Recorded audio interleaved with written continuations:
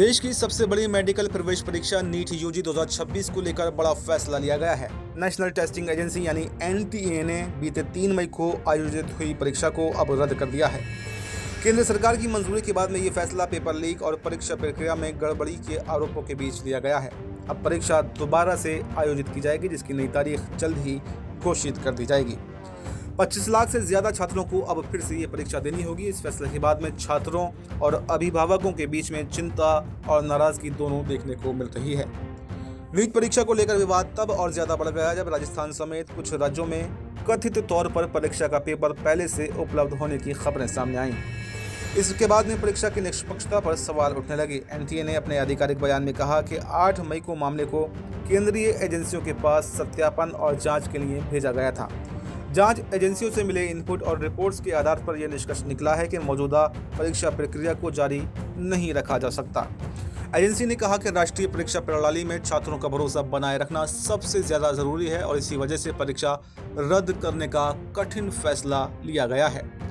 केंद्र सरकार ने पूरे मामले की व्यापक जांच अब सीबीआई को सौंप दी है। एनटीए ने कहा है कि वो जांच एजेंसी को हर तरह का सहयोग देगा और सभी रिकॉर्ड, दस्तावेज तथा अन्य जरूरी सामग्री उपलब्ध कराई जाएगी।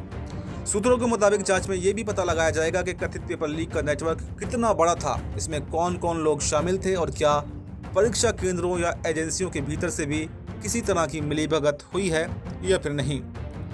एनटीए ने छात्रों को राहत देते हुए कहा है कि दोबारा परीक्षा के लिए नया रजिस्ट्रेशन नहीं करना होगा। मई 2026 सत्र के दौरान जमा किया गया रजिस्ट्रेशन डाटा, परीक्षा केंद्र विकल्प और उम्मीदवारों की जानकारी स्वतः जो पहले दी गई थी वही मान्य होगी।